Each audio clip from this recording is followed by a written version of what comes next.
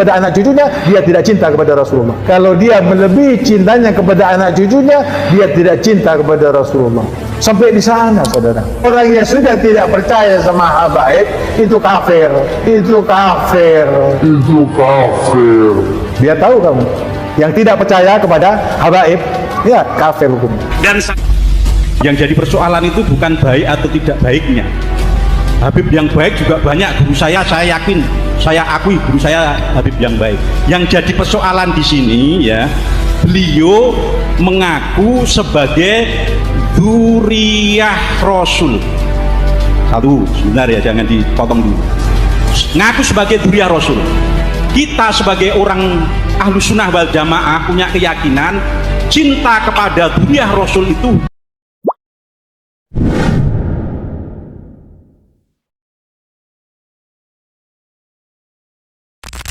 punya kawan banyak di sana gitu, termasuk alumni Peken Agung gitu. Ada juga orang sini yang mungkin di sana, alah cara bahasane Jawa itu, Kiai Mat itu telek, gak gutak nang sorok kae gitu. Mohon maaf ini ya. Saya mendengar kan gen piye yo gen pelong gitu loh. Kanca-kanca sini Banten gen rungokno, mungkin dia penasaran kan. Sebenarnya Kiai Mat ini cara mondok ning ndi sih? Biar jelas, karena nanti kan lama-lama terkuak. Soalnya ning kono iki do bantai tonggone dhewe, ada mbok to. Sama seperti saya dulu, alah malu ya kok goblok, gak iso ngopo-ngopo gawe pondok gitu. Gak tau mondok. Lah ketika teman-teman saya mondok di Agung datang ke sini, lu mau sing ngelokne lho. Nah ini tolong, Kiai Mat dulu mau di mana? Nanti kan lama-lama tahu biar jelas gitu. ya. Kalau apakah saya bisa nahu sorot, lihat saja buku-buku saya bahasa Arab di Maktabah An-Nur. Ada 22 kitab saya di Maktabah An-Nur. Itu ada di Emirat Arab. Saya mengarang kitab tentang nahu sorot. Nahu itu kitab Amil, Syarah Alfiyah. Alfiyah itu yang diaji di Jawa Timur sebagai kitab nahu paling tinggi. Saya sudah sarahin, dan sarahnya bisa di-download di maktabahanur.com, di arsip ORG, dan bisa beli dan bisa diteliti mana yang salah. Itu dalam kitab nahu. Dalam usul fikih saya mengarang Talkhisul Usul dalam usul fikih. Dalam kitab Qawaid al-Fiqhiyah saya mengarang Al-Jalaliyah fil Qawaid al-Fiqhiyah.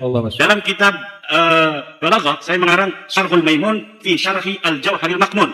Kitab Jawharil Maknun adalah kitab yang sangat populer di dunia pesantren sebagai cara santri memahami ilmu ma'ani, ilmu bayan, dan ilmu badi'. Dan saya sudah sarahi kitab itu. Silahkan melihat kitab saya, dan itu dijual bebas dari penerbit di mulai Kediri, Jakarta, Pasuruan, Jogja, semuanya itu ada di Sofi, dan kitabnya itu bisa diteliti. Dari situ akan dilihat seorang apakah dia bisa ilmu nahu atau ilmu sorof, atau ilmu balaghah, atau ilmu fiqih. Nihayatul Zen, kitab Syekh Nawawi, sudah saya syarahi dalam kitab Al-Muktafi, dan kitabnya bisa di-download siapa saja di internet. Lihat saja sarah Nihayatul Zen, Imaduddin Usman Al-Bantani, karya Syekh Nawawi itu sudah saya syarahi. Nama kitabnya Al-Muktafi fi Syarhi Nihayatul Zaini li Syekh Nawawi At-Tanara Al-Bantani. Kalau mondoknya, mondok saya, pertama saya mondok di Pondok Pesantren Ashabul Maimanah, pimpinan Syekh Muhammad Sanwani. Dia pengarang kitab. Kitabnya banyak, di antaranya kitab Babe Nenem. Babe Nenem ini adalah nado maksud bahasa Jawa. Beliau banyak sekali ngarang kitab, tapi banyak bahasa Jawa. Kemudian yang kedua saya mondok di Syekh Sanja bin Kasmin, Pondok Pesantren Riyadul Alfiyah di Pandeglang. Itu satu angkatan banyak ya, itu banyak yang kenal saya. Kemudian saya mondok lagi di Syekh Tubagus Aswi bin Tahir di Pondok Pesantren At-Tahiriyah. Kalau Syekh Sanja itu khusus kitab Alfiyah saja. Kalau Syekh Aswi bin Tahir itu seluruh kitab. Di beliau inilah murid dari Syekh Alwi Al-Maliki. Masya Allah. Beliau Syekh Aswi bin Tahir ini selain berguru kepada Syekh Alwi Al-Maliki, juga berguru kepada Syekh Hasan Al-Masyar, Syekh Yasin Al-Padam, Syekh Abdul Qadir Al-Mandaili, dan kitab-kitab yang lain itu di Taif. Kemudian saya mondok lagi kepada Syekh Mufti bin Asnawi, pengarang kitab Amsilatul I'rab. Itu bisa, semua nama-nama yang saya sebutkan itu semuanya ada di internet ya. Jadi bisa dicari, itu Syekh Aswi bin Tahir siapa, Syekh Sanja bin Kasmin itu siapa. Kemudian saya mengaji di Syekh Muhammad Amin, Syekh Dimyati bin Muhammad Amin Al-Bantani. Tapi saya tidak mukim. Saya hanya ngaji dari pesantren mukim saya malam Selasa dan malam Jumat. Ngaji kitab Ukhudul Juman pada Buya Dimyati. Buya Dimyati itu seorang sufi yang tidak pernah bicara tasawuf. Dia ngajinya kitab alat, ngajinya kitab tafsir, ngajinya kitab fikih. Itulah sufi yang asli. Orang sufi bukan ngomongin tasawuf halu-halu begini-begini kepada orang seakan-akan dia sudah sampai pada derajat tertentu. Orang sufi asli itu, tasawuf itu adalah fil a'mal. Dalam bagaimana dia membawa tasawuf dalam akhlak, dalam tingkah laku, dalam kehidupan. Bukan untuk dibicarakan. Kemudian saya mondok lagi pada ilmu tauhid pada Syekh Obai Hasan Basri di Kerawang. Saya mondok kitab-kitab alat di pesantren Waru Doyong di Sukabumi.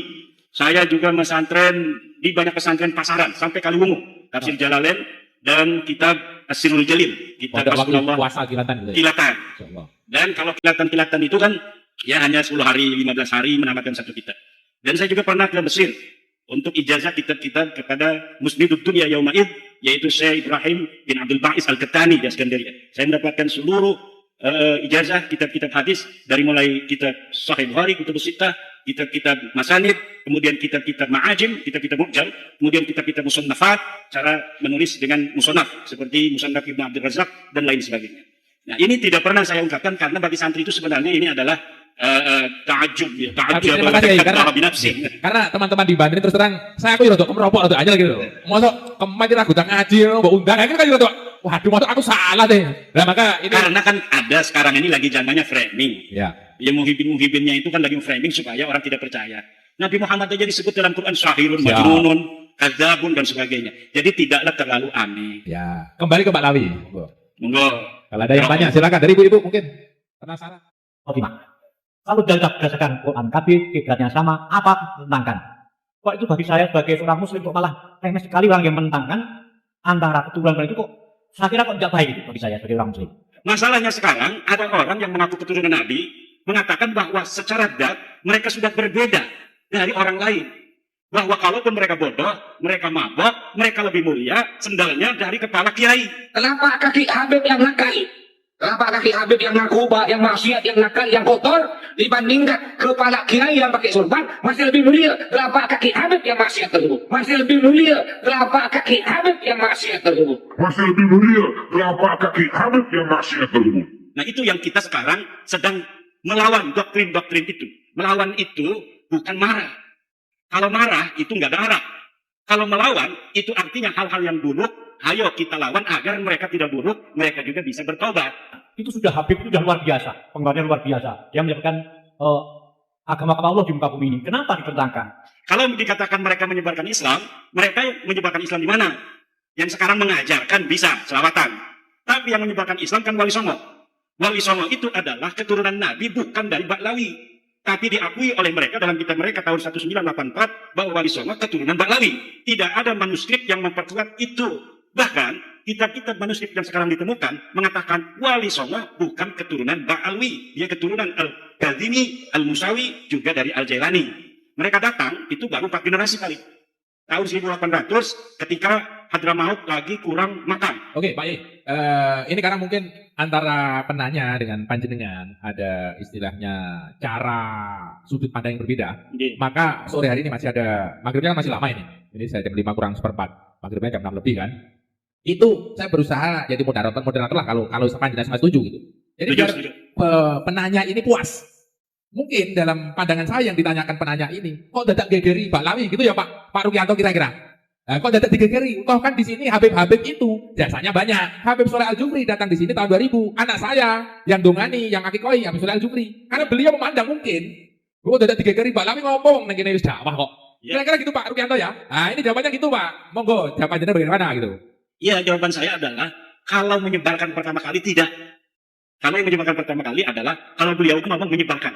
Menyebarkan dalam pengertian pertama kali menyebarkan Islam Indonesia tertolak. Karena sejarah tidak mengatakan seperti itu. Kalau mereka dari sejak pertama kali datang ke sini, kemudian karena mereka pinter, kemudian ngajarin agama, bisa. Kebetulan baik orangnya. Alhamdulillah. Tapi ada ajaran-ajaran, doktrin-doktrin lihat di YouTube. Bagaimana dari keluarga Ba'alwi ini ada yang mengatakan, kalau tidak menjadi muhibbinnya Ba'alwi, tidak akan dapat syafaat Nabi. Ya betul, saya juga diancam gitu ya. Iya.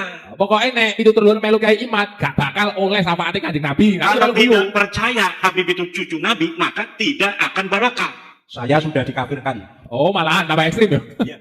Kalau dia melebihi cintanya kepada anak cucunya, dia tidak cinta kepada Rasulullah. Kalau dia melebihi cintanya kepada anak cucunya, dia tidak cinta kepada Rasulullah. Sampai di sana, saudara. Orang yang sudah tidak percaya sama habaib, itu kafir. Itu kafir. Itu kafir.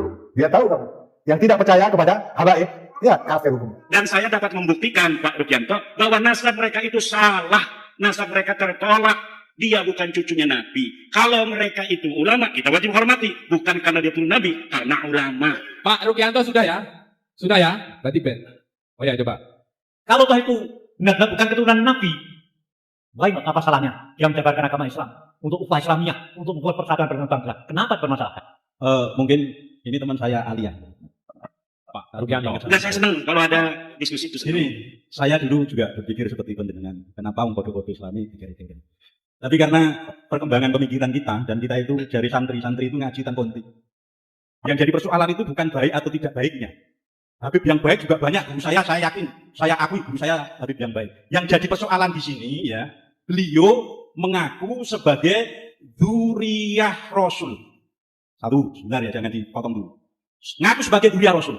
Kita sebagai orang ahlu sunnah wal jamaah punya keyakinan cinta kepada dzurriyyah Rasul itu hukumnya wajib. Kalau wajib berarti ini masuk disebut syariat agama Islam sing dicekel wong ahlu sunnah wal jamaah. Kalau sudah syariat, itu mesti ada kitab sasaran syariat. Kecintaan kita itu sah kalau yang dicintai sah. Kitabnya sah. Jenengan ibadah haji, Ka'bahnya harus Ka'bah yang asli. Ini saya asli. Jenengan kan gini Pak Waloyo, muteri Ka'bah ini peng 1 juta lah. Tapi karena Ka'bahnya palsu, bisa nggak dikatakan haji? Ka'bahnya no gedangi, Ale. Karena ini syariat, kitabnya harus asli. Duriyahnya harus duriyah asli yang meski terkonfirmasi secara ilmu nasab dan genetika. Karena genetika ini jalan terakhir sebenarnya. Nasab saja dari pendidikan ternyata. Problemnya ulama ini di sini supaya syariat wong awake ahli sunnah wal jamaah ini tidak sasaran. Wis tiwas dicintai pol-polan jebur istri tetangga ngono. Akhirnya, duh, tiwas tak seneng pol-polan kok jebur bojone kok. Saya kira sederhananya seperti itu. Iya, saya kira sudah ya. Dari Pak Ruki sudah. Pak Rukianto, kenapa saya meletakkan tes DNA sekarang salah? Dulu enggak, ini sudah setahun 7 bulan. Saya tidak ngomong tes DNA. Karena ketika sudah kita ungkapkan kebenaran melalui kitab, melalui sejarah, melalui standar ilmiah yang universal, mereka tetap mampu ngotot, marah, mencela, mencaci saya, kemudian tetap mengatakan saya turunan Nabi dan kamu adalah begal nasab. Oke, kalau masih kekeh mengaku turunan Nabi, ada cara lagi, yaitu tes DNA itu. Kalau sudah benar-benar itu terjadi friksi yang diametral, tidak ada penengahnya, hakimnya ada, yaitu tes DNA. Dan ini kalau dibawa ke negara, ujungnya pasti tes DNA. Karena ketika Mario Teguh berbeda pendapat dengan anak dan istrinya, kata istrinya yang sudah dicerai itu, bahwa anak ini anak Mario Teguh. Kata Mario, bukan. Dia takut sama istri yang sekarang kan. Akhirnya anaknya tes DNA, Mario Teguh tes DNA, dan ditemukan tes DNA-nya betul. Bahwa anak ini, Danang apa siapa itu, adalah anak dari Mario Teguh. Jadi ketika terjadi friksi, ta'arud, yang tidak bisa diselesaikan, maka salah satu-satunya cara adalah tes DNA. Friksi, mohon maaf. Friksi ini orang apa nih? Friksi belum paham apa artinya gitu. Nah, gitu. Ya, terjadi perbedaan pendapat. Nah, gitu. Alhamdulillahirrabbilalamin. Akhirnya kita sudah bersama-sama menyimak, menyaksikan dan juga mendengarkan sebuah video yang sangat luar biasa. Dan insya Allah ketika kita mendengarkannya dari awal sampai akhir dengan tenang, dengan khusyuk, insya Allah akan mendapatkan poin-poin. Dan tentunya mendapatkan banyak sekali ilmu yang akan kita dapatkan. Jadi semoga bermanfaat apa yang kita lihat, semoga mendapatkan ilmu yang barokah dan ilmu yang bermanfaat, dan semoga dengan berkat kita menonton videonya dari awal sampai akhir, segala urusan apapun yang akan kita lakukan, Allah berikan petunjuk, Allah berikan jalan, Allah berikan kemudahan. Amin amin ya rabbal alamin. Terima kasih yang sudah menonton video ini sampai akhir. Mohon maaf apabila banyak sekali kekurangan dan kekhilafan. Dan untuk Anda yang baru bergabung di channel ini dan channel ini bermanfaat untuk Anda, silakan dukung, yaitu dengan cara subscribe, di like, di komen, dan di share agar kalian tidak ketinggalan video-video terbaru dari channel ini. Dan akhirnya wassalamualaikum warahmatullahi wabarakatuh.